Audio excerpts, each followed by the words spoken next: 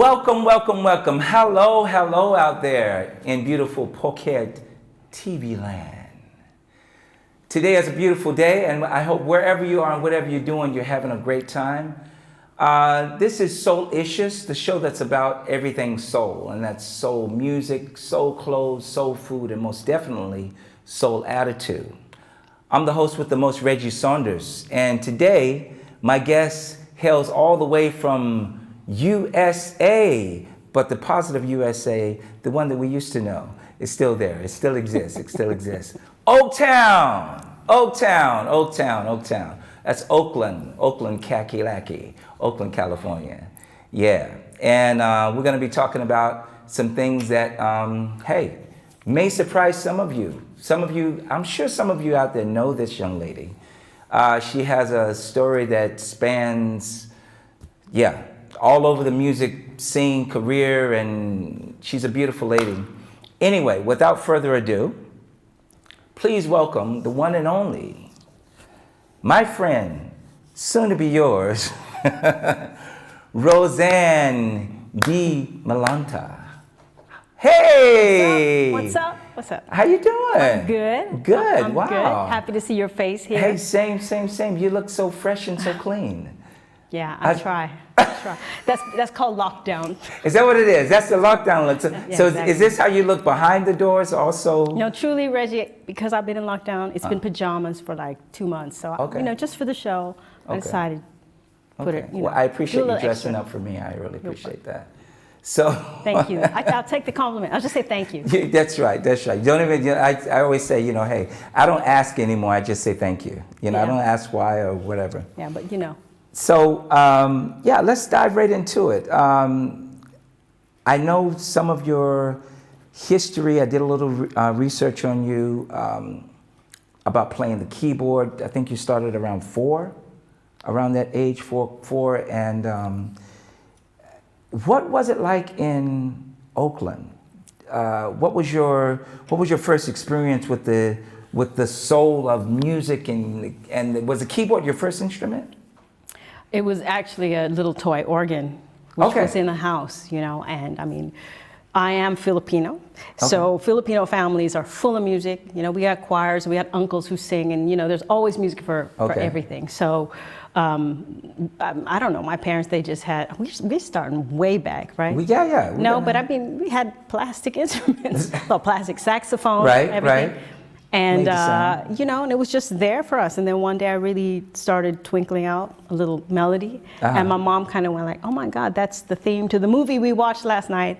Called up a friend who was a choir director and said, what do I do with this child? Right, exactly. And so at that time, she's just like, okay, you're going to start to learn how to play piano. So that wasn't professional. That was just a child learning how to play. But Oakland is one of the richest musical areas of the United States. I mean, you've been there, and it has a huge, rich legacy of, oh God, just like it's a melting pot of all kinds of music. So if you grow up there, and I think you and I can say this, we grew up in that time when radio was king. Absolutely, yeah. So I was definitely, like a radio kid who would sing, everything on the radio, and radio was not so polarized as it is these days. So you would hear, Fleetwood Mac, and, I don't know, Luther Vandross, and then Dire Straits, and all in the same station, or whatever it was. So I always feel really fortunate to have grown up in that area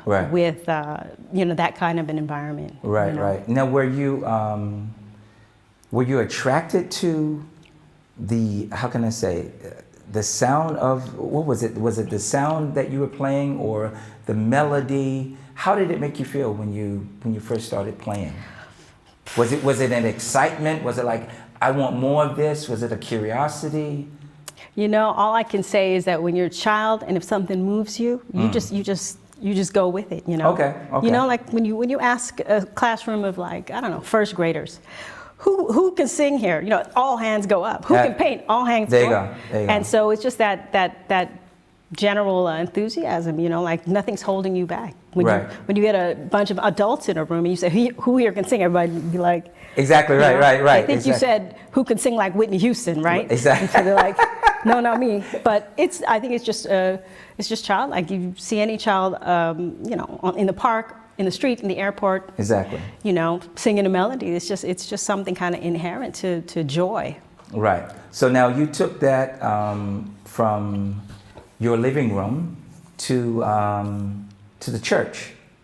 Yes, I grew up in church. It was Okay. Catholic church, but you know, Oakland Catholic church is a lot hipper than other churches. So were you like dusting dusting rugs back in those days, or you know, like the? No. It wasn't that hip. It was? Not that hip. Not that hip. But let's just say, you know, at the time you could you know, throw a little syncopation into Right. the church hymns, and I was always trying to make Earth, Wind, and Fire arrangements out of songs, which was probably not wanted, but it's all right. So it's But it was music every week, you know, and you know how that is. It's just like you congregate, you get together with people. Absolutely. There's a service. I mean, to me, the parallels between playing in a church and I got involved. My mom recruited me and said, "Okay, you're 11 now. You can be the pianist," because the pianist quit, and now you're just. She didn't even ask me. She said, "You're going to be the new organist of the church," and I was like, "Okay." All these older ladies, and I was like me. But the point being is, you know, there's so many parallels to bringing what you do in that kind of a service to the stage, you know, right? Like the altar is like your stage, and you know, as musicians we have an offering, right? Absolutely. That's our sacrament, and then finally communion, right? There you go. All together. So there you go. And I think a lot of musicians actually took a lot from the church, and then they brought it to the bigger stage. A lot of the antics, you know. Well, I mean, if you think about it, you know, you're clocking a lot of hours. If you in there rehearsing and, you know, playing the service, and then every other wedding or whatever it is that it offers you, you're putting in time, in a way, performance time. So, you know, you're really getting raised in music, and not necessarily the entertainment business at all. Right. It's just mostly just having that thread of music run through your life, right? Because then there's a baptism. Exactly. There's a wedding. There's a funeral. There's something to celebrate or commemorate, and it gives the music this, you know, just a far more, you know, anointed feeling, a far more like this. Is just like it gives it a bigger meaning than you know. Here's the music. Go play. It's really like you really weave it in your life. So. Now, when you were a kid, were you? Okay, I'm saying artist, but I hope you know what I mean. Were you going solo, or were you collaborating? Well, I had two brothers. I'm the sister in between. Okay. And we had. Phone, I think. Yeah. Go for it. Do you want me to put it down? Yeah. We had. Cousins who are all guys, so we kind of naturally gravitated. We watched the Brady Bunch, right, and the Partridge Family, and the Jacksons and the Osmonds growing up. So American TV shows, you guys don't know. So you know that whole thing about being in a family band was always prevalent. Right. So we had instruments in our house, and you know, it felt very natural. So if you're asking me my question, did I collaborate? Yeah, all the time. You know. Did you guys like, you know, have like an inkling of like, maybe we can do like the Barge, or where they're like, you know, this person plays that. Were there enough talented people? Oh, for sure. My older brother, I always think that he could have been the musician, because by the time he was 13, I counted, he could play about 20 instruments, and I'm not lying. He'd be in the concert band. He would just keep switching seats, but then he got distracted by football and women and whatever not. So I kind of took up the mantle after that. But he's always been like somebody very important to my life in terms of. And I mean, the music still continues with our children. Every time we get together, we still, you know, get together and sing and play. And here's a guitar and a ukulele. Family reunions maybe is something you. Yeah, sing. Like just making music together has always been in the family. And Did that trickle down from mom and dad, or did it skip a generation? Sometimes it skips a generation. Well, I would just say it's kind of in spots. Like my mom was in choir. She's a pretty decent, you know, choir member, singer. Okay. And I heard recently in my history that my grandfather played acoustic bass, but more like folk music bass. Okay. And so, I mean, it's. I just think that if you get raised kind of in that environment, and you have maybe natural inclinations, you're going to find you're lucky to find that outlet. And, exactly. you know, so, and it was really, at the time when it's just family and home, it's very encouraged, you know. Time you want to make it your business, that changes a little bit, you know. True, true. Now let me ask you this. When did the point come that you said, this really, really feels good, and I want to do this not only for me, and you actually understood that by doing it, people liked you even more. People gave you, the opportunities came more. You could maybe get that ice cream that you probably couldn't get that easy, you know.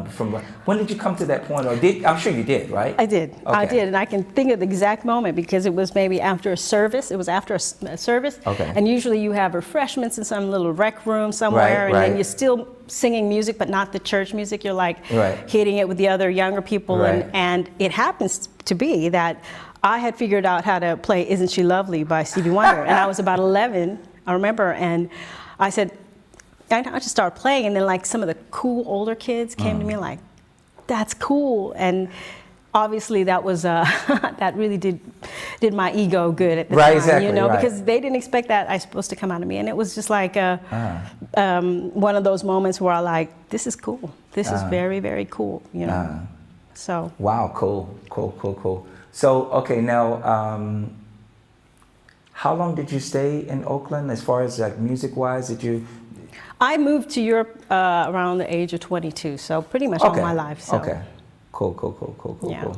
And so when you go back, do you also jam, or do you get? Well, with family, yeah. I know with family, but do you like you know, or when you go back, you're just chilling?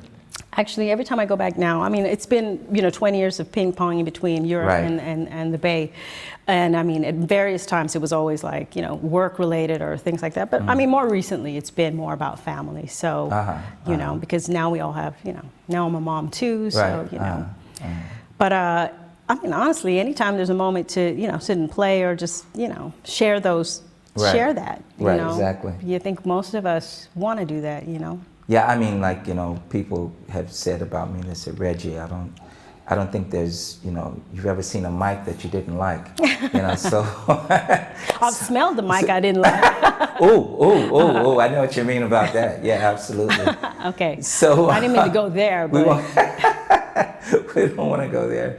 So, okay, did you do any, because you say you were 22 years there, so did you do any touring or anything when you were? Well, I mean, at a certain point, I think I was 15 where I went professional, which means to me I got paid to play. There you go. So I was working from 15 until I left, as a musician. Right. I mean, I was still going to school, and then at some point it kind of turned into, okay, this is my gig.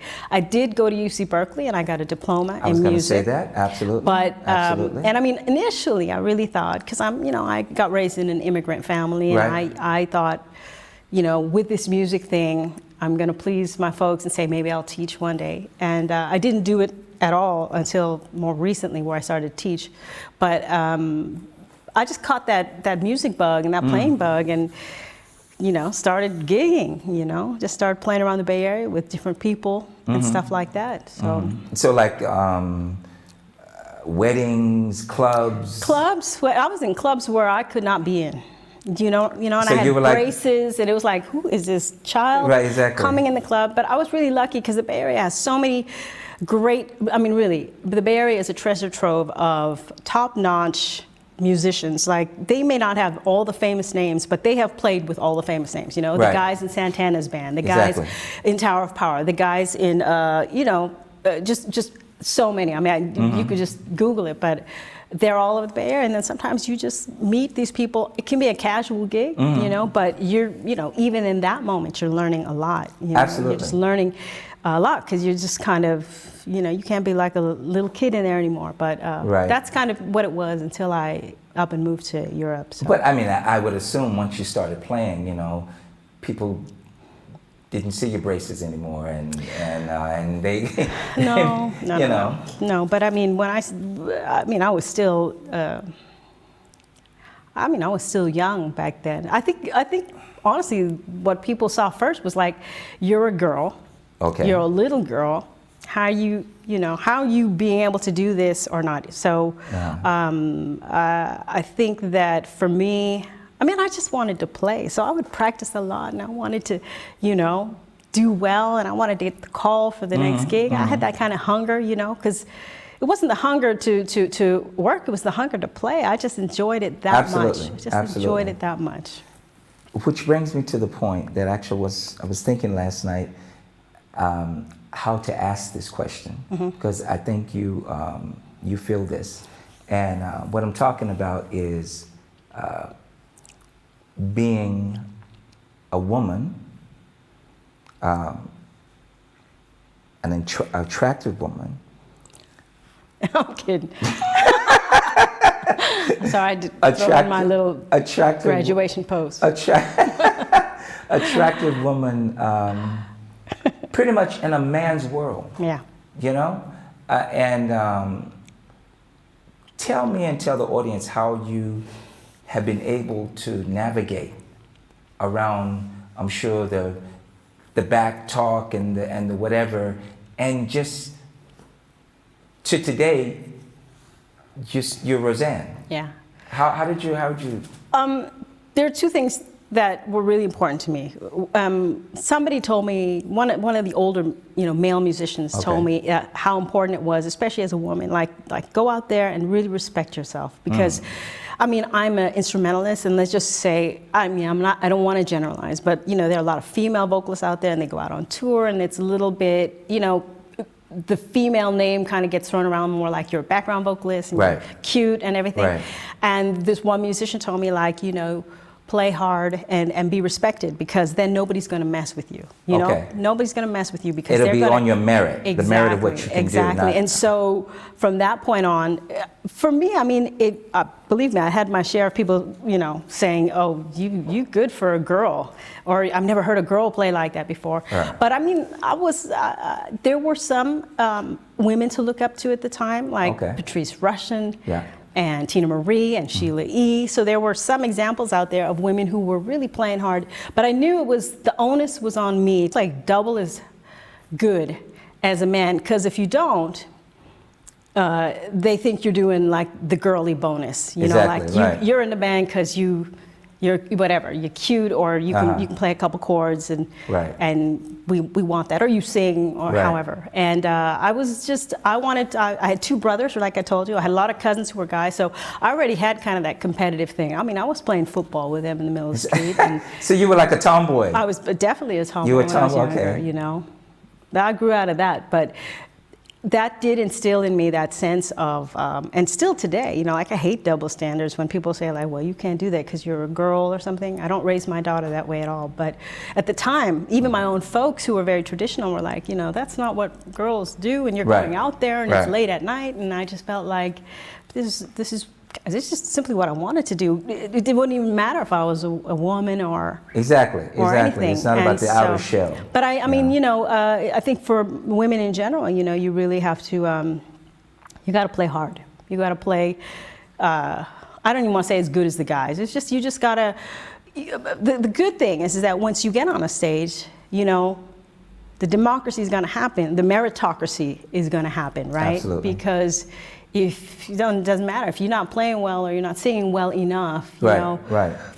You got to be talented, whatever male, female. I mean, prepared, you got to be able to professional. Absolutely. You got to deliver. Absolutely. You got to deliver the gig. Absolutely. And so I'm sure I didn't deliver every gig I ever did, but I think to this day I still I try to put that work effort in. I mean, I do. It doesn't even matter if it's you and me here sitting in the studio or whatever. It's just.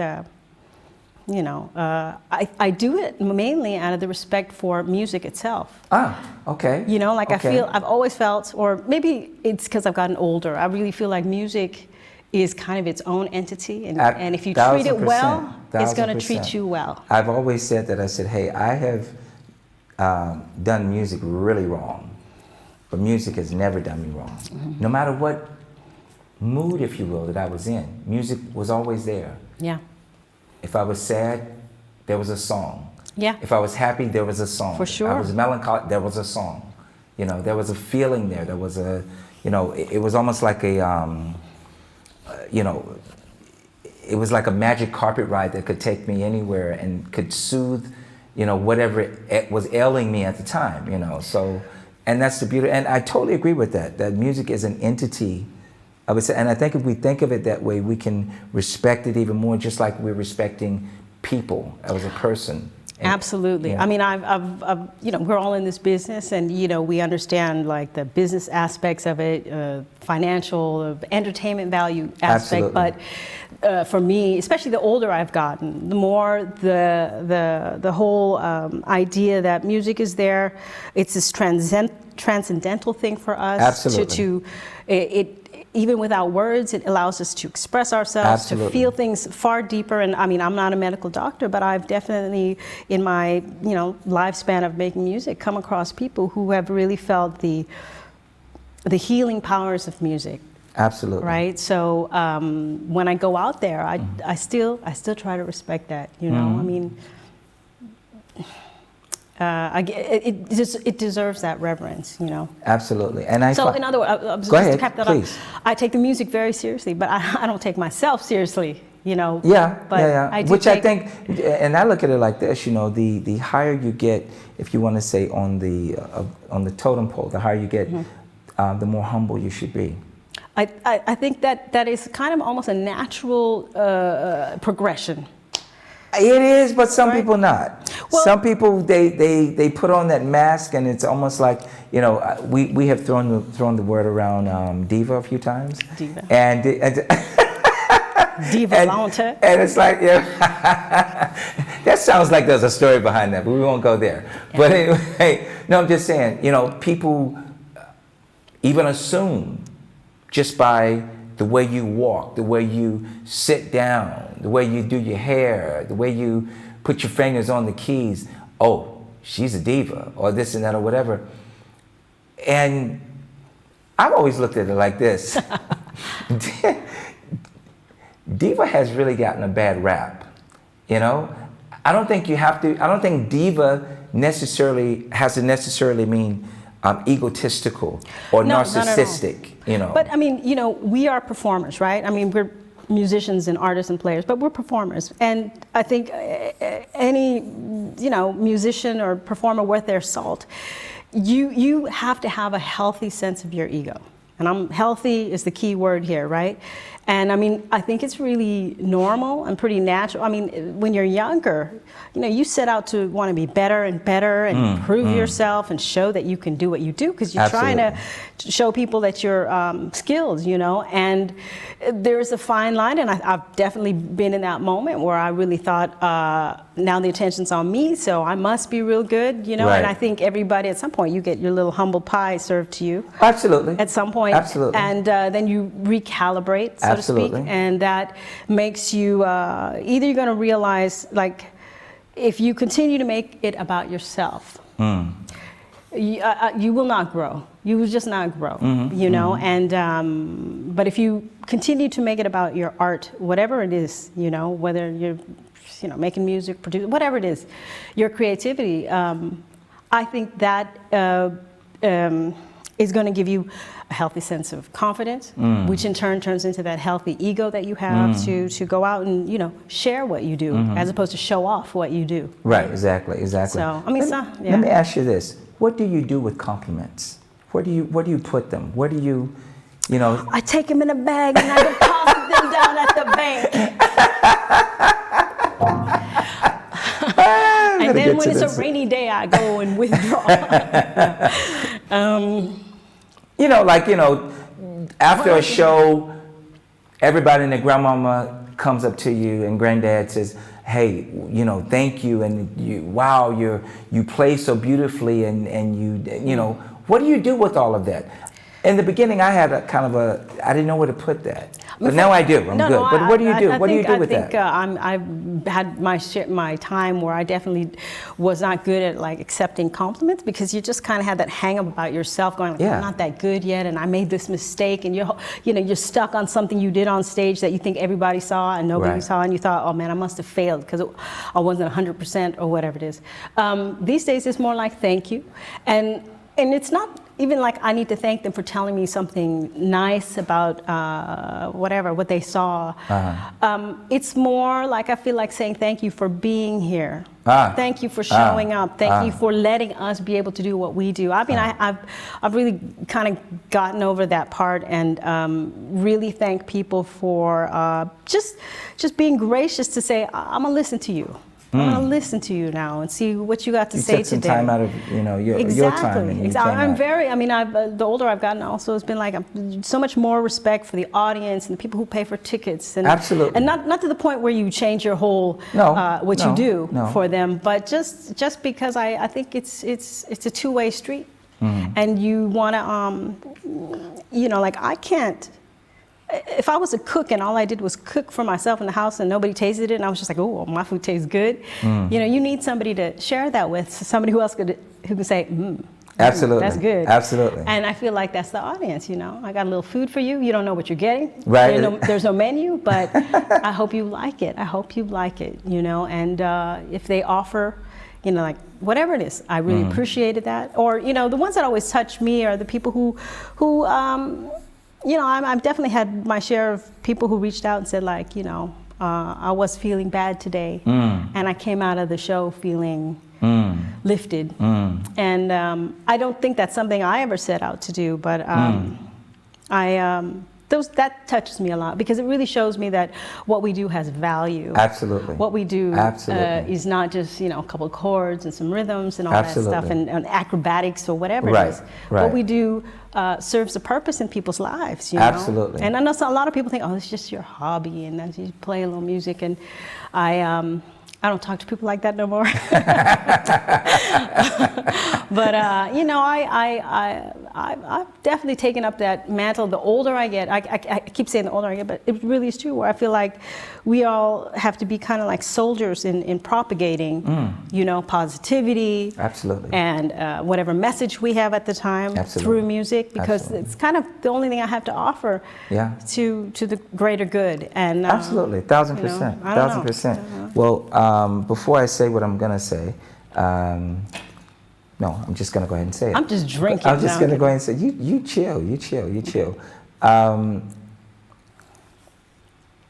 One thing that I've experienced and I've seen, because I've been to a few of your shows too, and in different formations, and one thing I noticed, which I think is, for me at least, the essence of what we do, is when we prepared, we're doing the music, and you see people, especially Europeans, they come out and they're like, it's almost like they come to whatever type of concert it is. It's almost like a jazz crowd, okay, show me something. All right, what do you got? Even if they know you a little bit, there'll be a few that will already be loose. But the majority of the people, especially the majority of people maybe that don't know you, okay, I've heard about, what do you like? And it's almost like the arms are like this, and then you start playing. And then all of a sudden, this is the essence, this is the beauty of what we do, to me. It's when you start seeing, like, slowly they start, like, opening up until they look like this beautiful, I compare them to a beautiful lotus flower. And they open up. My lotus right there. Ah, beautiful. They open up and they feel this joy. They don't have, if somebody's feeling joy and everything, you don't have to tell them, or they don't have to tell you. You can see it. You see it in the body language. You see the way that they weren't acting like that when they came in the room. And to me, that's the beauty of what we do. And I can't think of any other job that anybody could do that not only has that effect on somebody, but almost has that immediate effect. And it's almost like that immediate, if you want to say, gratification on both sides. And they feel that. It just like, you only have one choice, You can stay in the room or you can leave the room. But you can't just stay there and not move and not feel something. Otherwise you're dead. I don't know, has that been your experience or not? I don't know. Have you seen that, people opening up? Yes, and that, for sure. This is what I'm saying. But I mean, I was going to say, if you're a stripper, you probably get that too. Immediate. Okay, that's true. But I'm just saying. But, That's true. That's true. But I mean, even in that spirit, I mean, I think that when you do get on a stage, I mean, for me, it's never. How should I say this? You know, part of the job is, yes, we're going to play music, we're going to deliver this show, but I mean, there is that whole other thing where you got to be ready to open up. And when you open up, you open up, for example, to the other musicians on stage, because you got to be listening. You got to be like the hunter, like going, what do I hear over here? Absolutely. What's rustling over here? Absolutely. Oh, it's the hi-hat, it's the bass, it's whatever. And you're sharing this kind of telepathy and really being tuned into each other, really dialed in. Right. And when something happens on stage and it's spontaneous and people are like, I heard what you played, and that interplay goes on, you're doing this in front of people and it's infectious. Absolutely. And so I've really come to the conclusion that, I mean, okay, there are plenty of times where I'm under pressure or I'm nervous and I start overcompensating and I overplay and I play too much or whatever. But when everything is, all the, how do you say, everything's everything's in firing, line, firing everything exactly. The same, you will find that the thing that we feel on stage, all I want to do is not show it. I just want to share that good feeling we have. And you can see it literally kind of like bowl over. You can just see the audience. Can't you see that? Is that amazing?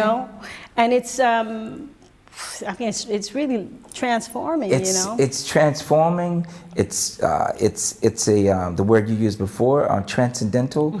And it's just like it overtakes people. And the beautiful thing about it is like, you don't have to ask anybody. Yeah, I know. I know, and I feel it But too. I mean, I'll say this, with European audiences in general, or when you go to Asia or something, like in the beginning, there's always, I think it's a lot better now, but there was definitely that time where you feel like people just were not ready to give it up, No. I think it's partly cultural. Right. And it's also partly respect. Right, exactly. It's respect to say, I'm going to really listen, like really listen. Yeah. And then, at some point, if you rub butter long enough on the turkey, it turns to ghee. The turkey's going to be cooking. Right. Well, anyway, I would like to, and I'm sure I'm not the only one, I'm sure my audience would love to have another reason to love you. So, could you play something for us? Is that good?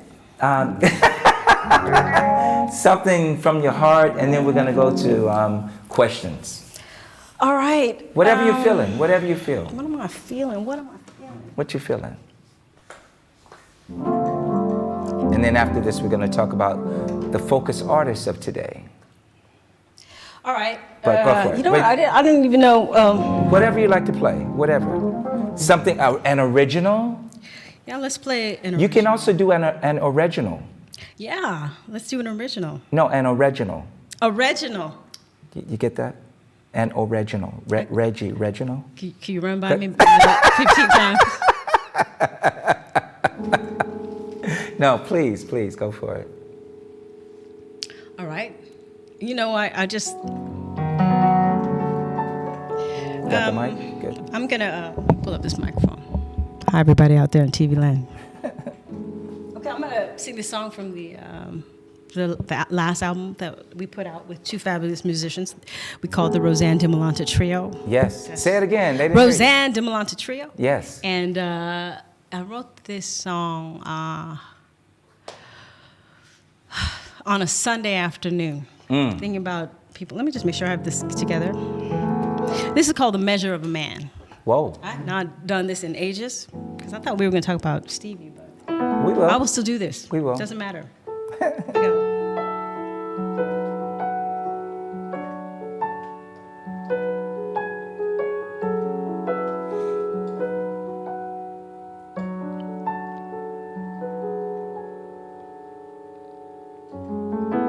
Softly and so gracefully, all you do with so much ease. If they could see what I could see, that there's more to you.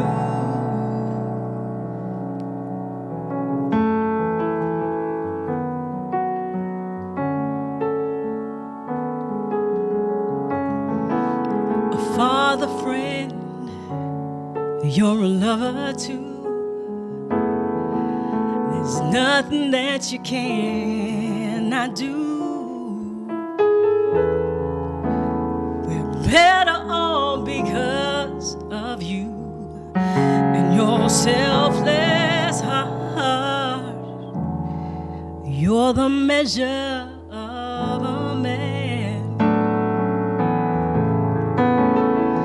You shine your light on everyone you touch. And when the seas of life get rough, you're there the final hour.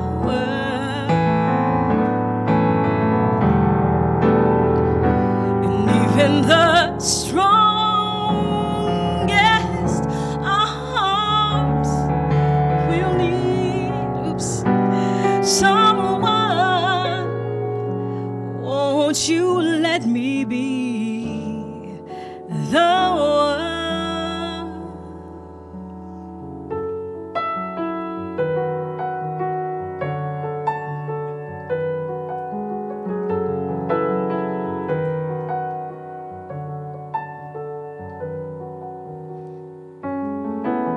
When everyone has long gone home, the work is done, we're all alone. Just come to me, let your walls fall down, and I'll care for you. I will hold you too. I'll love you as you are.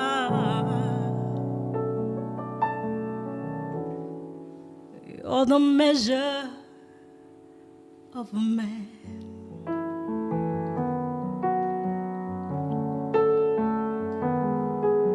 Of a man.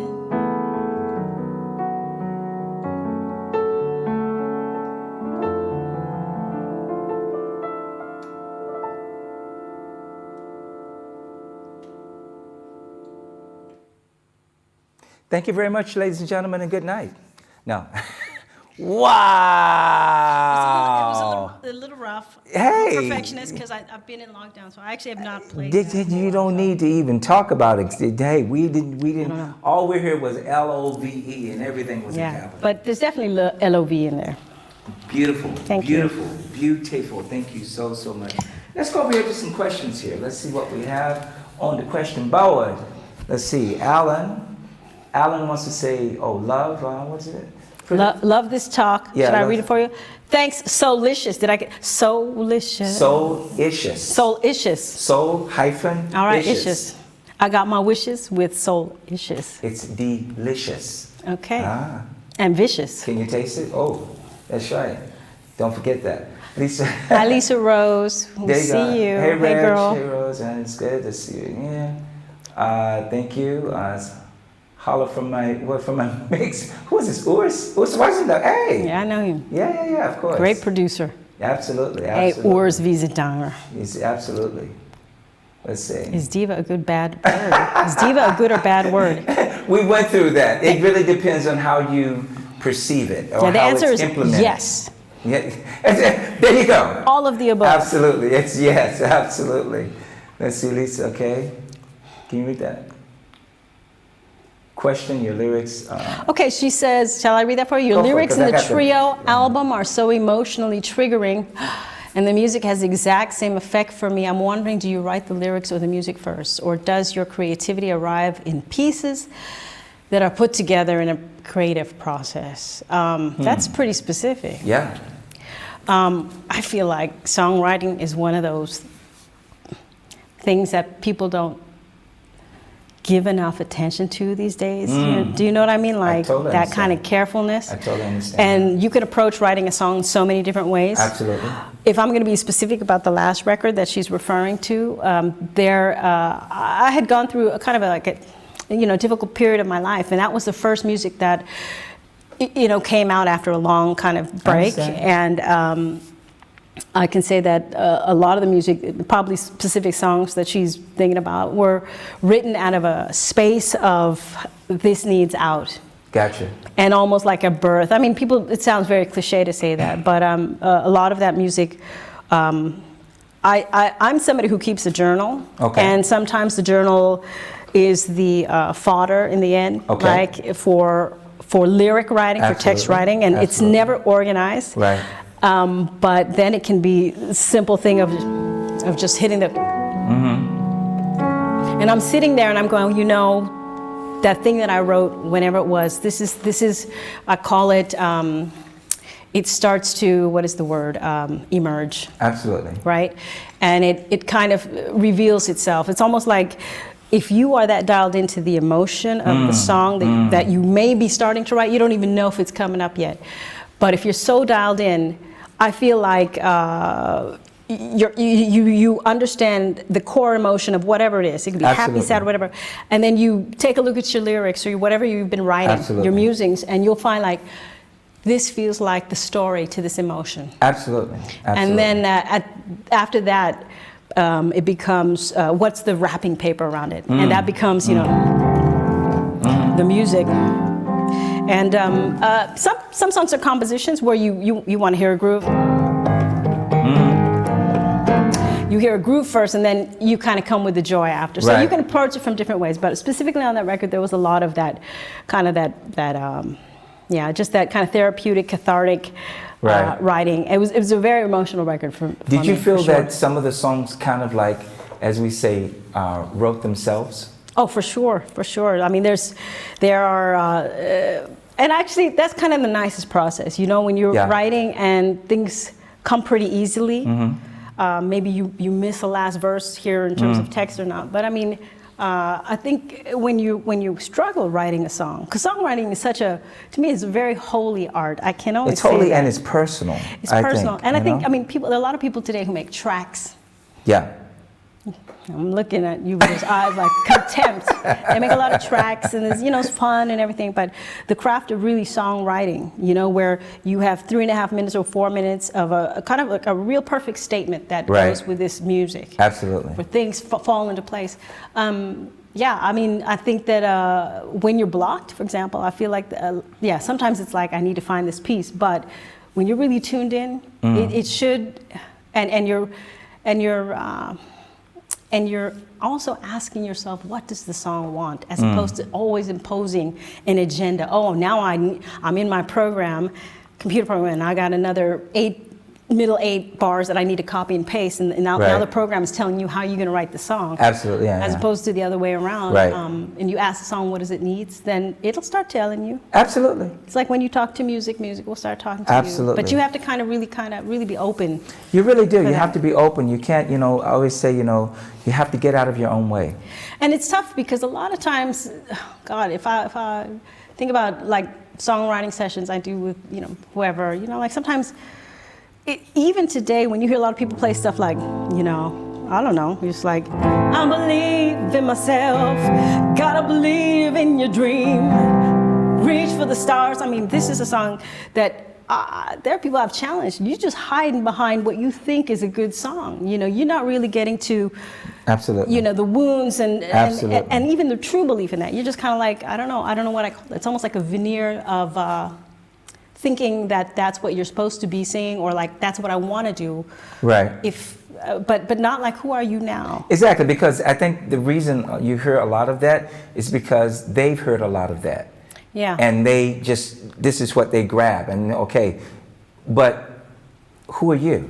I want to know you. Yeah. Who are you? And that that focus, if you will, that question scares a lot of people. Absolutely, that's exactly the point. So I'd rather I feel more comfortable putting on a mask and saying, being or acting out as someone else, as actually going to, because I think a lot of people think, it's a lot, many, they're afraid for 2 reasons. They're afraid that they're not going to like what they see, or they're afraid that they're not worthy. I agree. It's just like people don't want to really go there. Yeah. And everybody, a lot of people also, when you're a vocalist, you get caught up in the acrobatics of everything. Like, no, I need to be singing this riff and absolutely, that. Yeah. And it's all about the sound of my voice. Right. But not always paying attention to, do you really mean what you're saying? There you go. You know, Absolutely. You're really selling it to me. Do I really believe you? Absolutely. And so that, what I just demonstrated there, I'm not trying to, I'm not trying to judge really. I'm just trying to say that that is something that I encounter when I work sometimes, you know, like a coach or whatever. It's Yeah, like absolutely. there's the veneer yeah. of, and I mean, just speaking of your show, SOULICIOUS, you know, I mean, that question has been posed to me, and I don't know how many interviews, like, what do you think is soul, you know? And yeah, I mean, yeah. it changes and mutates over the years, but yeah. one of the things that I always feel like, separate from soul in terms of the genre, like the handle for the genre of music, but when somebody's ready to really bare their soul, and this doesn't mean you have to air out all your dirty laundry and, you know, everything specific, and this is a song about my ex and my mom and my, you know, my growing up and everything. Yeah, exactly. Yeah. But to be able to write a song that really still gets to your truth. I don't even know if it's the truth. It's just your truth. And to be able to, I mean, I can tell you right now, I cried plenty of times writing music, my own music. Stuff that I don't know if I put it out or not, but definitely on the last record. And I don't know, it takes some bravery.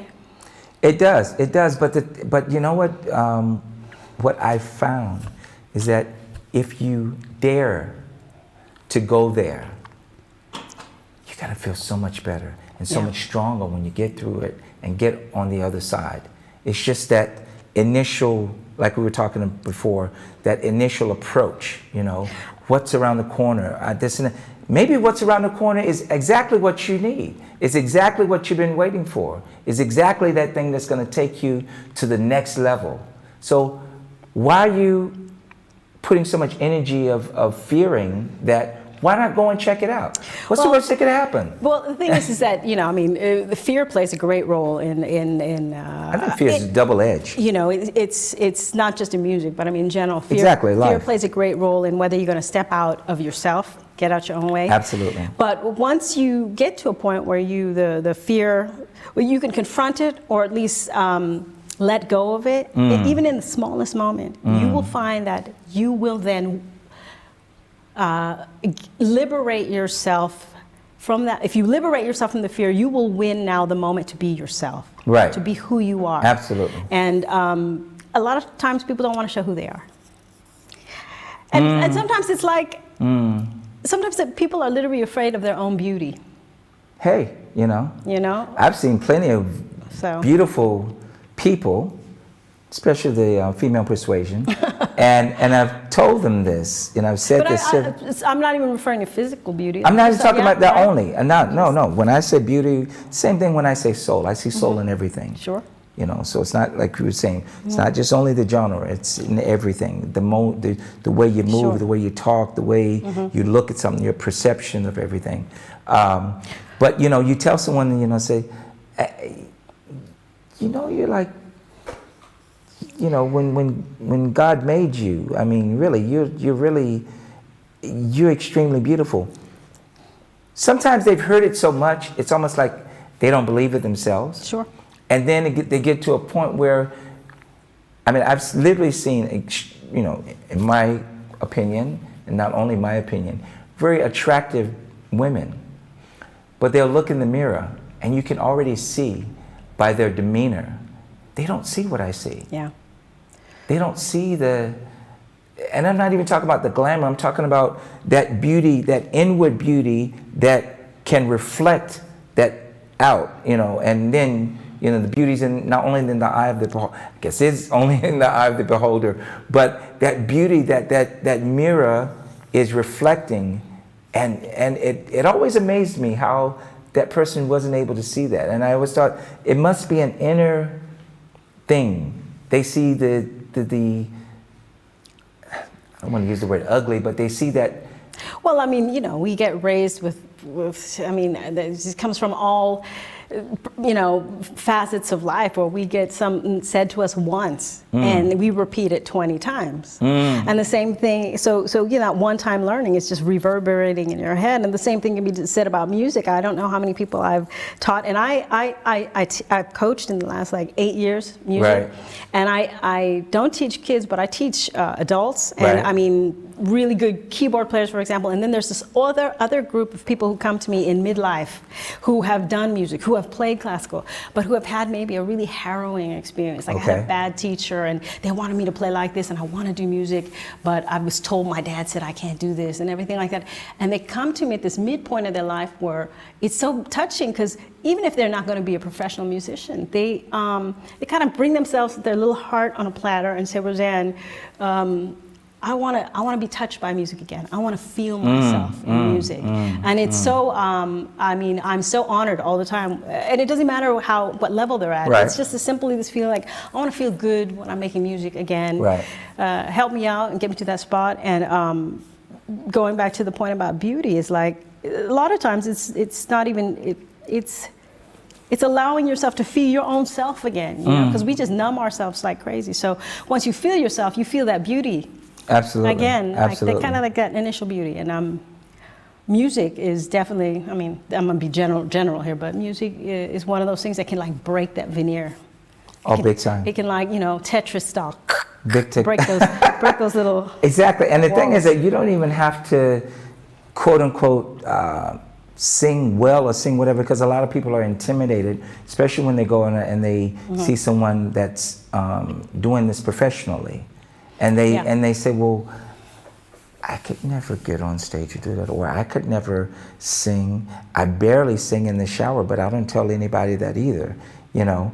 But and I'm going back to the transformation thing again, when they actually dare to explore that core part of themselves, you just see like, wow, it's like a whole new world has opened up, and whoa, what have I been missing? You know, this is why I say, hey, I don't buy the shy stuff and this and that. I just feel that everybody has a talent, everybody has that thing inside of them that they can go to. It's just dormant. It's just dormant for a while, and it's up to you if you want to open that up or not. But that's exactly, you got to allow yourself that. You got to allow yourself, you got to also feel that you're worthy to do it. There's a lot of psychology that goes on with music, honestly. Oh, big time. You know, big time. But I think that in my experience, like, the more you try at it, you know, a lot of times it's fear. Fear is this big. But once you do that performance, or once you step out of that comfort zone and you feel that exhilaration of like, oh man, I did it. And even if it wasn't 100%, right, you know, you're like, oh, but I did it. And you'll feel like the reward is, you know, it wasn't like fear and reward. It was like a lot closer than you thought. Absolutely. And the more you kind of do it, the more you realize like, oh, I know I'm going to be scared now, or I'm going to have stage fright, or be nervous, but I know afterwards it's going to be great. Absolutely. So you keep going. It's such a beautiful feeling that you just want to taste it again. Let's go a couple of more questions, and then we're going to talk about this guy. All right. And I was going to ask the producer, and I was even going to ask you. Here comes the curveball. Woo! The one she didn't see coming. Woo! What are we doing here? Is that water or wine? No, but I'm on the water now because I just realized my capacities. No, but I was going to ask you now, and I lost train of thought. No. You were going to ask your producer, and you were going to ask yourself. This is what I was going to ask. And this was suggested to me actually by a friend of both of ours, because there's so many more things that I want to ask you, so many more questions that I want to ask you and engage with you with. And the show is only an hour. 1 hour, and you can see that hour is almost up. I told you it goes fast. I told you it goes fast. I just, you know, it's all good. No. Hey, just like we were talking before, if I ask you a question, hey, so how do you feel? Good. You know. You did your job, man. It went fast, right? Hey, well, I need somebody to come back with that. What I would love to do, I would love to have, I know you probably have things to do and produce those things, but I would love to have a little extra time. Is that possible to have a little extra time? You can throw a brick, throw a chair, He's and let me know. At us like a little extra time. Can we get a little extra time? Or do we have to stop on the hour? Whoa. Is that yes or no? I can't see anything. Okay. 15 max. Okay, that's cool. Cool. All right, cool. That's good. That's still not going to give me time to ask you the question. I'll just say thank you, producer. And the producer has a name. His name is Gustavo Salami. Gustavo, really? That's his last name. Everybody says it. That's really his last name. Yeah. He's a beautiful man. Yeah, you must meet him one day. Okay, so let's ask this question. Lisa says, it's time for a great album. I listen to it often. Ah. Thank you, Lisa Rose. I really appreciate that. You and the other 20 people. 20,000. All right. 20,000. Urs sounding awesome. Rose. Thank you, Urs. Urs is a fantastic producer and musician. Absolutely. I have yet to work with him yet, but I know many people that have. Yeah. Urs, give me a call, man. I got something for you. No, it's all good. It's all good. Here we go. How can you tell if a musician has soul? That almost sounds like the beginning of a joke. Right? The way he walks, the way she talks, the way she sits, the way she smiles, the way she plays, the way she delivers. Oh, wow. The way she answers you when you say hi, you know. That is a very loaded question to me. So. You know, like, I don't know if I can always tell, because I've certainly had my moments where I may have observed somebody and not seen the true jewel behind, you know, maybe a performance that didn't really go right. Okay. But to see them get back up and then go like, oh man, that person has some real grit. You know, like, oh, now they're freestyling, and like, oh, now I really see what they can do. But I'm not even talking about technical performance. I just think that that whole thing for me is it's feeling. It's feeling. You'd be surprised how many people make music without feeling. Woo! At one point, I didn't even think it was possible. It's absolutely possible, because it can be textbook. You know, it can be simulation. It can be, this is what I think I'm supposed to do. Absolutely. This is what I practiced, and never that sense of like there's so much control so you don't mess up. But we all know too much control kills art. It just kills everything. True. And you have to allow yourself for mistakes. Absolutely. And you have to allow yourself to screw up. And God, if I, you know, even now, it's like, if you threw me $1 for every mistake I ever made, I'd be rich. I'd be rich. And so I honor people too who are not. It's not, you know, it's not always apparent, but I mean, I think when people do try to make the effort, I mean, I can get as much out of a small child singing on the street, saying, it's my birthday, I'm gonna have some cake later, as much as, you know, like a really amazing jazz concert. Absolutely. I can get the same level of just joy. Absolutely. And I was saying before that fear to me is a double edge. And I don't mean necessarily double-edged sword. It's just, it's a two-prong. One prong is fear. I'm afraid to do this, so I'm not going to do it, or I won't approach it. The other side of fear is that fear that actually pushes you to do it. Exactly. And when you can grab that fear and say, hey, you know, I'm glad you're here. I'm not afraid of you. Yeah. You know? As a matter of fact, I'm going to use you as a stepping stone, as they say in Sprungbrett, as a diving board, to get to the next level. Because you're solid. You're there. You're always around, so you must want something from me. But hey, I'm going to give you something. I'm going to give you a reason. And then bam, and they jump on that fear and jump up. Then after a while, what happens when you do that with the fear, when the fear comes in, then fear is not so frightening anymore. Fear is another one of those tools to help get you to the next level. Well, I mean, I'll say this, you know, fear is a threshold that you've got to overcome. And the funny thing about music is, like, you know, your threshold might be a song you're learning and you have to perform it at a recital, or it could be a show you're doing. But guess what? Once you finish that show, there's another show right behind it, and your fear starts all over again. There's another threshold you need to get over. So it's like a continuous, you know, chain of just fear, get over it, fear, challenge, fear, get over it. And I mean, at some point, like I said, you know, the reward you get afterwards, you know, just like when you go on a roller coaster for the first time, you're like scared, and then after you're like, again, right? Yeah, and then you're like, the reward was greater, and then it starts to turn like that. But I'll tell you right now, I mean, I still get nervous. I was about to ask that. Do, to this day. I don't know how many, I've been on stages since I was 5, literally, right. since the first talent show was at 5, and I was still, but it's good energy, good nervous energy. Okay, good. Sometimes it can get to, but for the most part, I need that in order to. You need a little bit, right? You know, yeah. I think a little bit is good. Too much is. Too much it can consume. Yeah, exactly. You know. But I know I've had gigs where I wasn't nervous, and I felt like they weren't very good gigs. But check it out. Let me ask you this: some of those gigs that you had, that you felt, okay, I can do this in my sleep, and I'm not really motivated in the sense, you know, in that respect. Do you find like the audience experienced something totally different? Wow. Sure. Can you explain that real quick? Why you think that is, and then I want to move on to something. Well, I mean, I think it's for me. It's like when you're the one who's in it. Okay. When you're the one who's in it, you know what your strengths and weaknesses are, where the points where you messed it up or whatever you did, and you may make the tiniest little thing, but they don't hear that.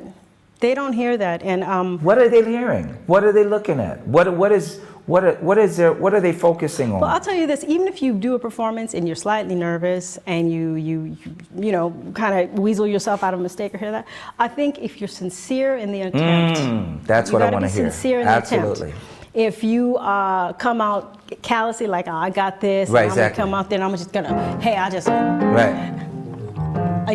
Well, that was not that bad, but. If I do say so myself. But if you come out kind of this laissez-faire, like I don't really care kind of thing, that's where I draw my line and go like, you know, even if you just deliver a nice performance, I'd be like, how sincere was that, you know? And so to me, boo-boos, mistakes, all the nervousness, you know, you watch somebody come up the nerves, they're getting them. I've seen it, I've felt it 1,000 times. I think it's absolutely part of the process. It's part of growing. It's part of learning how to maneuver through those really difficult moments. And that is, that's kind of, you have to go through those fires, you know, you have to go do that. And again, you know, like you come out on the other side. Absolutely, it's a beautiful thing. You feel differently about yourself. Absolutely. You changed, you Absolutely. know. And you've gone through a threshold. Yeah, and it doesn't mean that you're not going to come back to feeling nervous. There you go. At all. That's very important to say that. Not It's at very all, important to say that. But the thing is that also what I feel is that going back to that sincerity, and people, this is what I think they gravitate towards. Because I wrote this poem, I always tell people, very short poem. I have many, many poems, but this one poem I wrote, and you can take it and use it if you like. It's simple. Heart knows heart. Oh, that's beautiful. Thank you. Heart knows heart. I don't know what I'm going to do with that compliment. Thank you, but I'll find a place. I'll put it in my heart. But no, but heart knows heart. And this is why, going back, attaching that to the sincerity, you know, this is why if people can see the artist's heart, if they can see the sincerity in the heart, hey, that's familiar. I know that. Yeah, exactly. That's as opposed to somebody like you said, you know, hey, check me out. Don't I look nice and clean? Yeah. Ain't I somebody? Yeah, look at me, look at me, look at me. Right, but look at me. And a lot of times it's funny. It's interesting. People say, look at me, but we're trying to look at you. But the me that you're talking about is not you. Exactly. We want to see you. Yeah. We want to see you, want to feel you. And you know, heart is like everything, because you could have a bad day, and you know, you have a bad day at wherever you are, and you be like, I'm just gonna be silly here for a moment, make some music. What do I got here? We're gonna get into it in a sec. You know, instead of playing joyful, and I'm like, I could be like.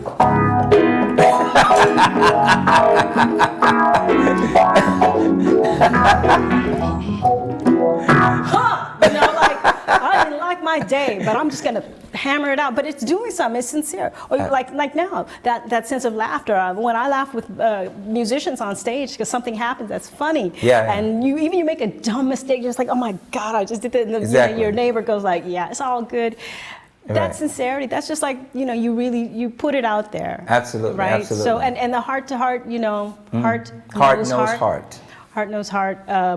I think you don't have to be an expert musician, a professional. You can be anybody, and you can sense, if they're feeling right, feeling nervous. Absolutely. If whatever, you can have a sense of the overall, Absolutely, and also what I find with that is because heart knows heart.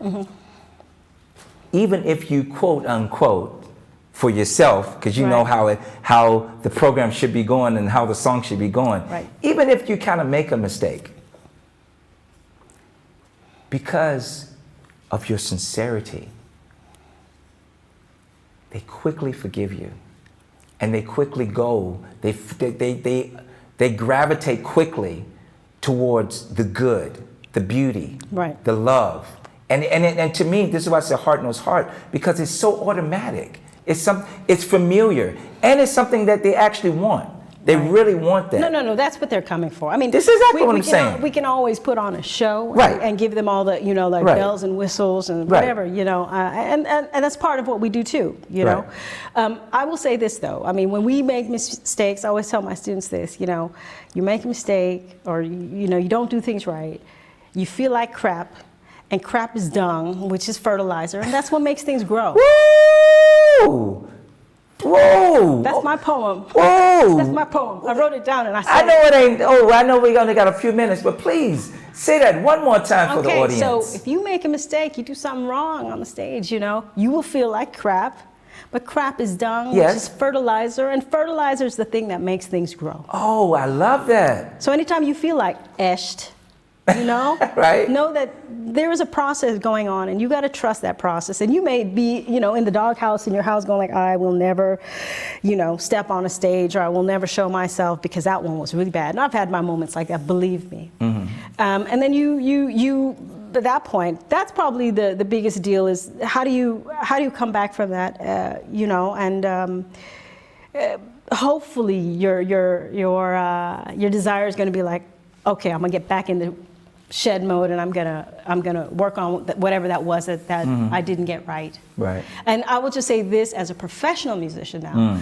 that part of the professional, that word professional means that you're working toward getting your performance at a level where you perform and whatever, you maneuver through those mistakes in real time, under the spotlight, under pressure, and you still deliver the gig. And in many ways, it sounds harsh, but that's what you kind of get paid for.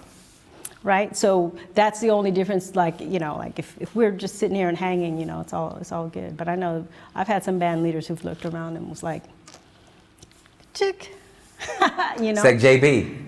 It'd be like $500, right?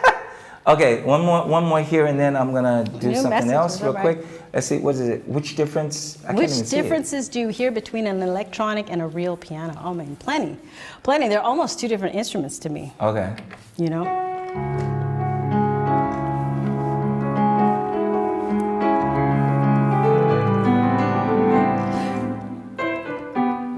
feel like I hear something else in there. And then electric piano. Well, everyone knows what a real piano sounds like, but an electric piano for me.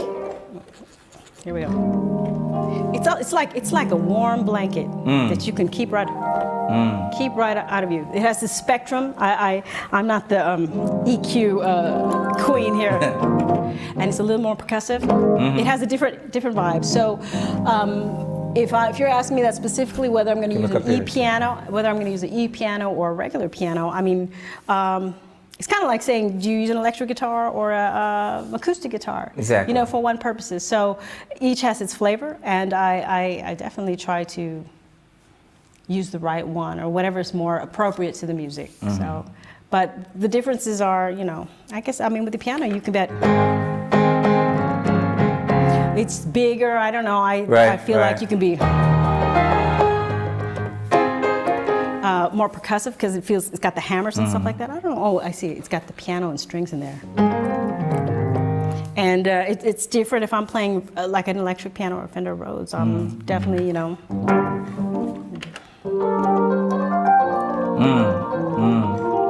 Tasty. You know that? Do you remember that? Taxi? Oh, yeah. etc.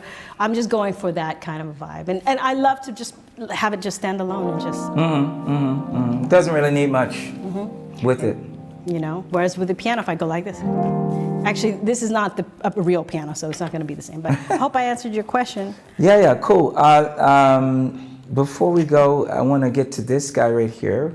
But before I get to this guy, I know there's a question that needs another hour. Okay. But all right. I know you're just picking my brain. First you said we're going to talk about Stevie Wonder, but now we're just going to talk about wonder. The wonderment. The wonderment. The wonderment of the beauty of music, of soul-icious music. It would, how can I say, people would probably, you know, ask me, why didn't I ask this question? And the question that I'm going to ask you probably already know, but and just this one thing deserves a whole bunch of time. Okay, I know through history that you were the keyboarder of Prince from 2003 to 2004, let me get it right, the Musicology tour. Correct. Did I hit it? Okay, Correct. cool. See, brother did his homework. So, how did that happen? And I apologize for not asking this earlier, but how did that happen? And did you enjoy it, or not? I don't know. John Blackwell, who was the drummer in the band at the time. People may know him from Twirling All His Sticks. He happened to be a fan of the project I was doing at the time, which was rad. Okay. And he knew all the records, and he showed up at a gig in San Francisco because he had lived there for a brief time.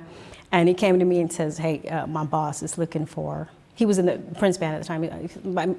My boss is looking for a keyboard player, and if it was a woman, it'd be even better, and you are the one who should come in. So I want to put your name in the, put your name in the basket. And then, just a couple of weeks later, there was a phone call saying, you want to come out and jam in Minneapolis. And here's even a prologue to that. Okay. Is about a year before I was on tour, and I sat around with the bandmates at the end of the tour having, a drink at the end to close it up. And somebody threw out the question, who would you still want to play with? Who would you still want to play with? And these were all like veterans, people who played all kinds of stuff.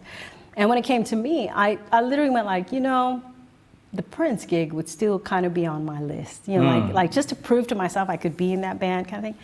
And then literally, not even a year later, then that whole thing started happening. So that's how I got into the band, was John Blackwell. Okay, cool. And did you enjoy yourself? I did.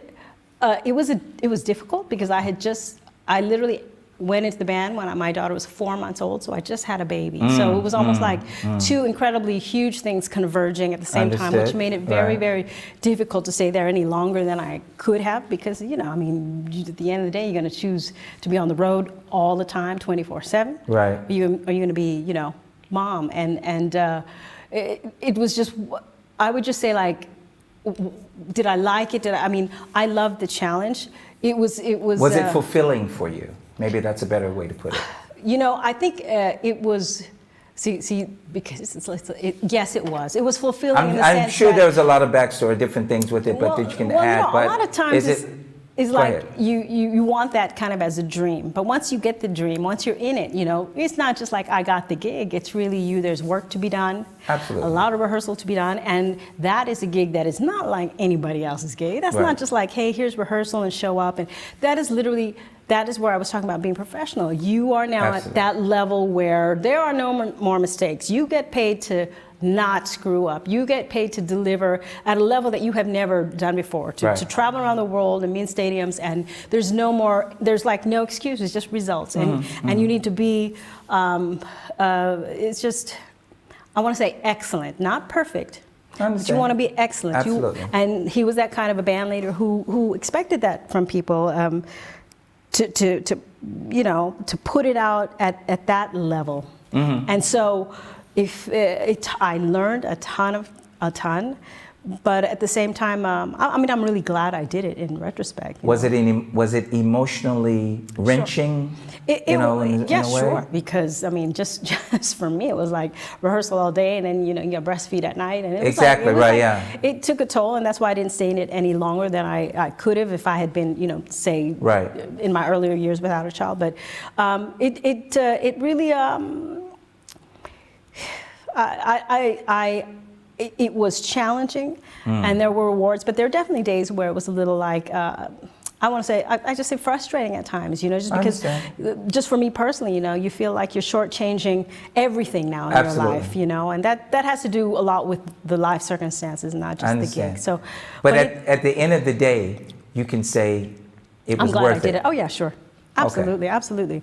Because that's kind of what you aspire to too, like you can play many gigs in your life, but there are those handful of gigs in the world or artists in the world where it still brings me whatever, just people from Australia to Tokyo to wherever say like, man, I saw you on that gig, or now I know who you are, so I listen to your music. There you go. It's almost like a stamp of approval. Right. Exactly.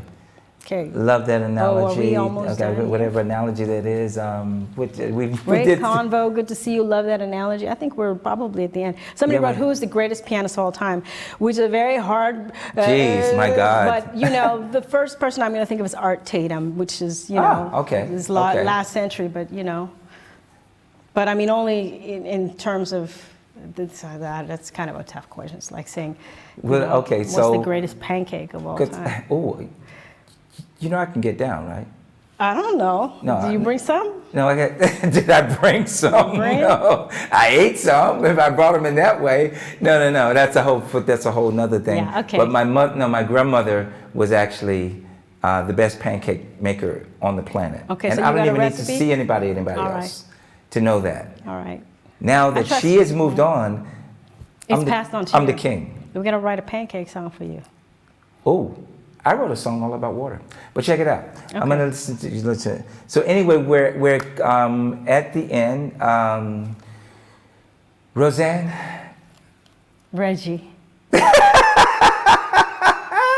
original Reggie, the Parmigiano of my Reggiano. You know what? What? Check it out.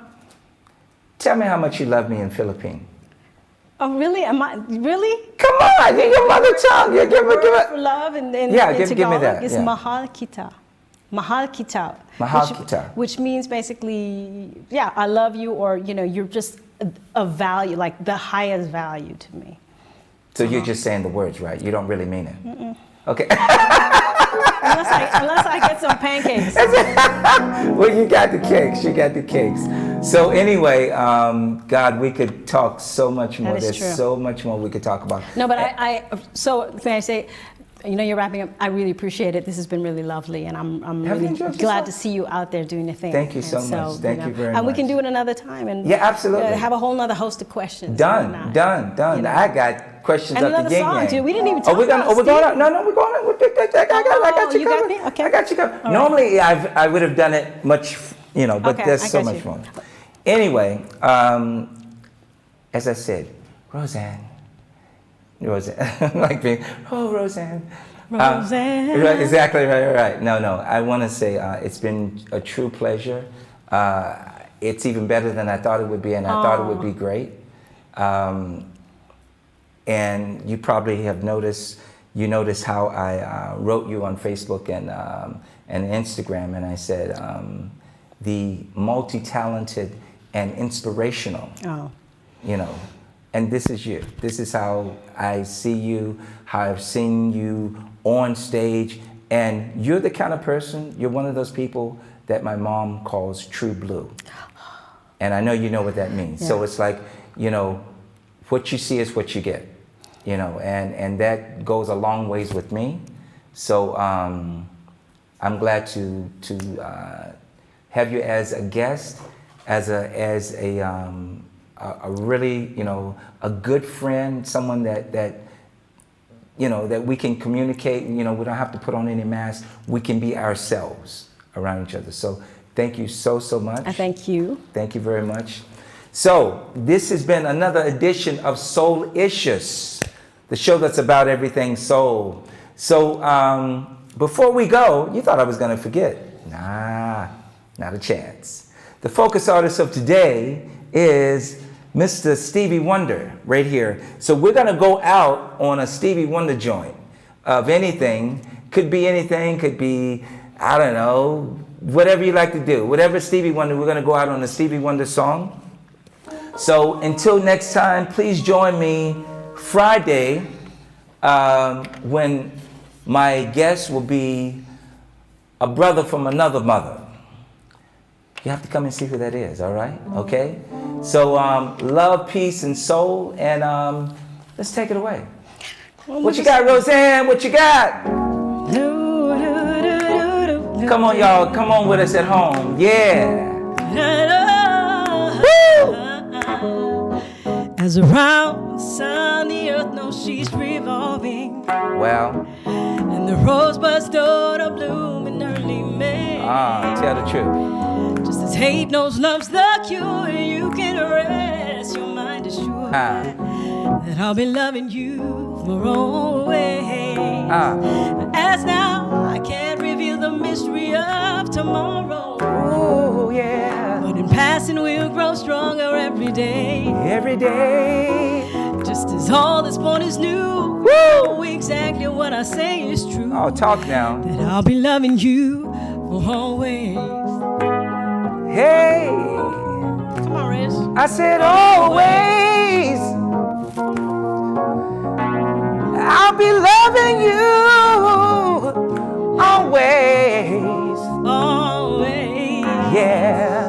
I want to thank you. Yeah. Did you know that true love asks for nothing? Oh, nothing. Her acceptance is the way we pay. Woo! Did you know that life is giving love a guarantee to last forever and a day?